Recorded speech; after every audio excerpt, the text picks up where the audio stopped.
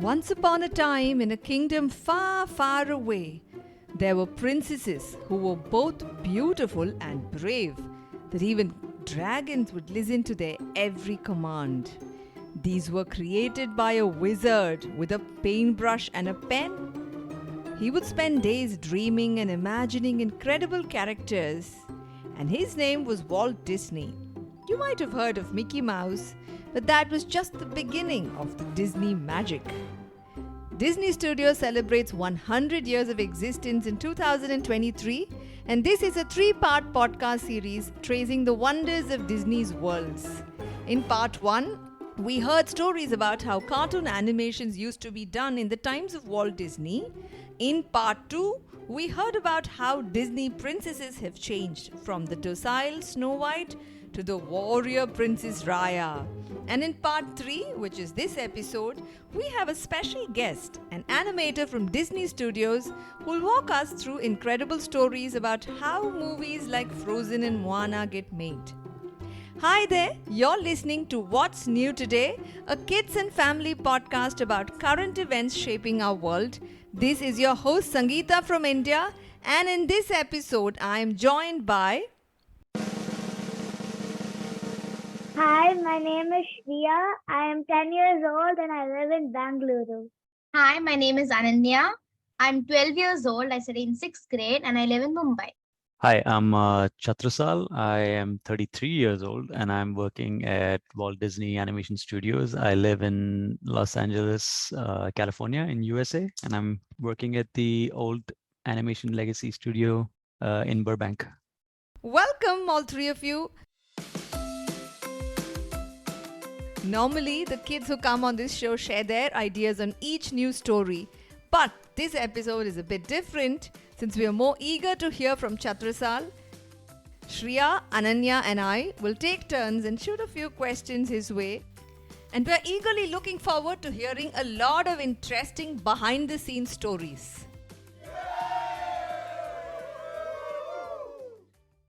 How about we begin today's show by going around and each one of us talking about our most favorite Disney character. Would any of you like to go first? I can go first. My favorite character is probably Mufasa from Lion King. I think he was probably a great role model for me growing up. Wow! I like Mirabelle from Encanto because she always believed in herself and never gave up. Wow. Amazing. Wow! I like Judy Hopps from Zootopia. It's not a very known movie, but I watched it when I was small and I've watched it like 100 times till now.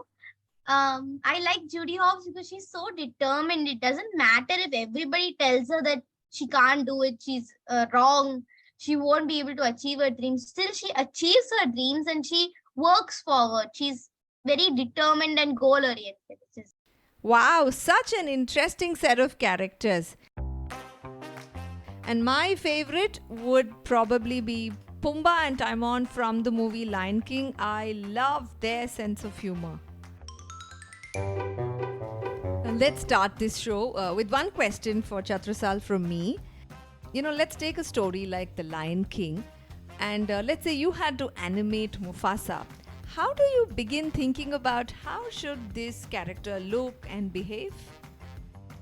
Everything is pitched by the first, the director and the core story team. They are the ones who come up with the story of the movie, the plot lines, the characters' personality and things like that. But obviously, they can't do everything. So once they have an idea about who these characters are and what the story is, they give it to the character design artists, who are the ones who basically start to make sketches.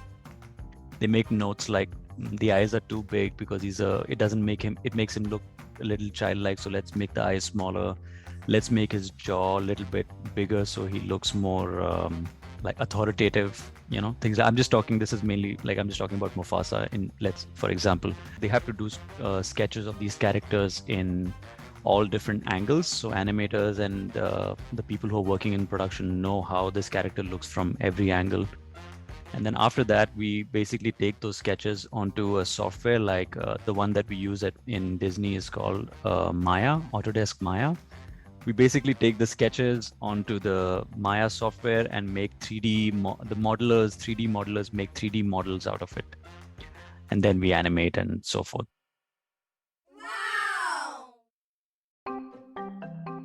Monsters Inc.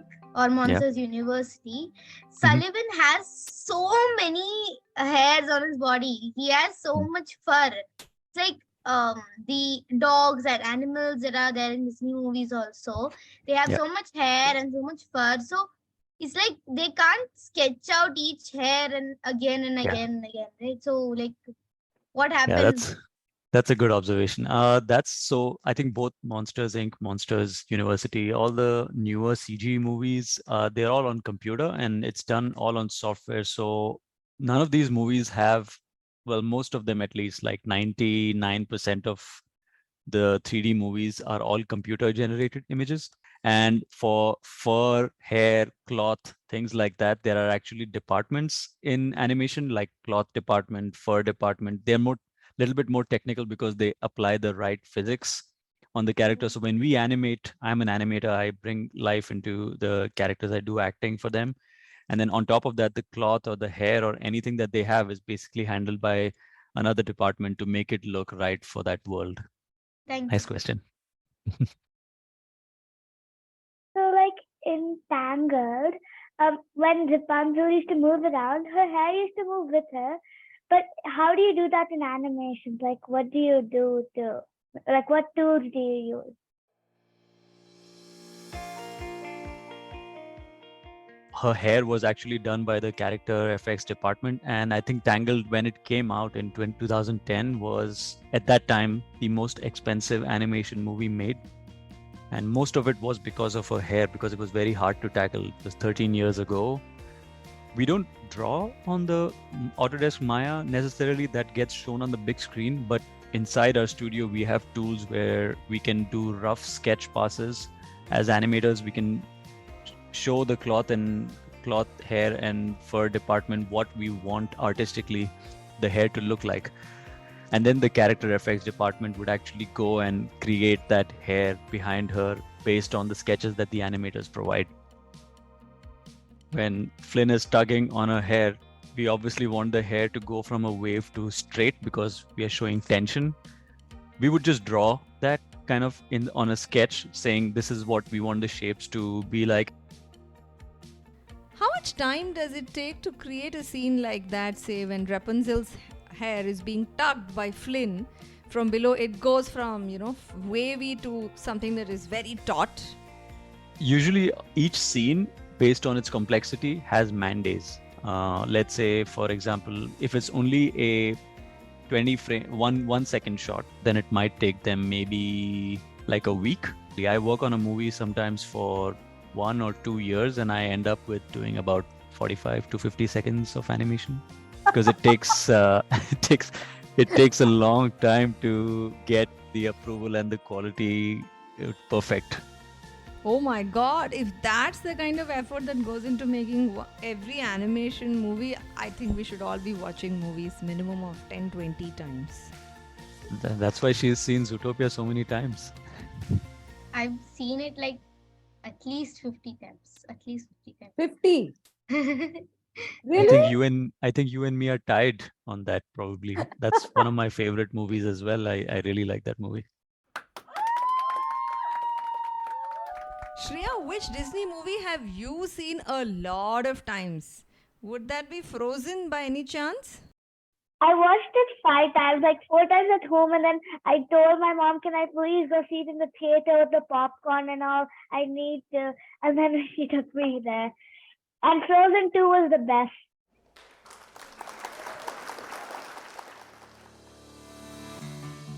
How did Disney evolve, like from 2D into 3D? How did it evolve? Yeah, 2D animation is anything that was like hand-drawn on traditional paper and then ink and painted on the paper, and versus 3D animation is anything done with the software. To answer your question about the transition, I would say 80s and 90s were considered the golden era where they were making Beauty and the Beast, Aladdin, Lion King, one hit after the other. But towards 92, I think was the first time when Pixar came out with Toy Story 1 in 3D animation, and it just shook up the animation industry. They realized that 3D animation was going to be the future, and you could render things very quickly, whereas in 2D animation you had to actually go and hand paint and do those things. So in 2000s is where Disney transitioned from 3D to 2D to 3D. And I think the last couple of movies that Disney did in 2D was in early 2000s, where they Princess and the Frog and Winnie the Pooh, I think, were the last few 2D movies, and then they transitioned to their, Dinosaur, Chicken Little, Bolt, and then Tangled, Frozen, Zootopia, Moana. So that's the transition of 2D to 3D for Disney. You talked about how long it took for rendering each frame. Mhm. So how far into the animations can the story department change up the story? So that happens more often than you think. They change it a lot, and sometimes it can come towards the last 4 or 5 months of production. If they have changes that they feel they cannot meet, then there are sometimes they have to push the deadlines. An example is actually Zootopia. Believe it or not, the main character earlier was Nick and not Judy. Disney always releases movies in November during Thanksgiving, but Zootopia got changed to March, so 4 months delay. Changes can come at any time in the production. Obviously, faster is better so that artists don't have to, do this extra work that gets thrown away. So good question, yeah, but it hardly ever happens where what is imagined at the beginning is what ends up. In between, they have many screening for select audiences and family of the people who are working on the movie to get there, and then there is the story team and the management team. They're sitting in the theater and they're basically observing the audience reaction just to get an idea, like, okay, we intended this part to be funny, okay, they are laughing. We intended this part to be serious, okay, they are very engaged. So based on that, they keep making changes, but changes always happen. Like, it's something that we are used to. Is it easier to make new animals in new movies when you already have some basic sketches from other movies? Yeah, sequels, that's why studios sometimes they like it, because a lot of the legwork for that is kind of done. You've also established the world, you established how the characters move, and that I think research and development in that might not be as extensive as doing it for like a brand new movie. So you're right that way. During the lockdown, you were not allowed to go to the studio even when the pandemic was at its peak. So Yeah. so many different departments are there, so many different animators are there, and they all have to collaborate for their movie to come in cohesively. So how did you manage it when you were not in one place? Yeah, I think that's what COVID proved, that it is possible. I think it's definitely harder to collaborate, coordinate, because you have to constantly sometimes speak with the person who's doing the shots before you and after you. Usually when I'm in the studio, I can just go up to their desk and be like, this is what I'm planning. If you end your shot like that, then, we can hook it up easily. But when you're working from home, you have to, schedule a Zoom call, ask if they're free, and then talk to them about it. But it worked out. Encanto was done during the lockdown completely, and it was such a big success.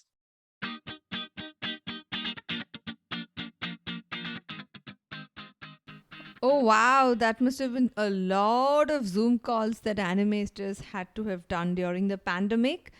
So, before we wrap up this very interesting episode, how about we go around and each of us talk about our single most favorite piece of music from any Disney movie?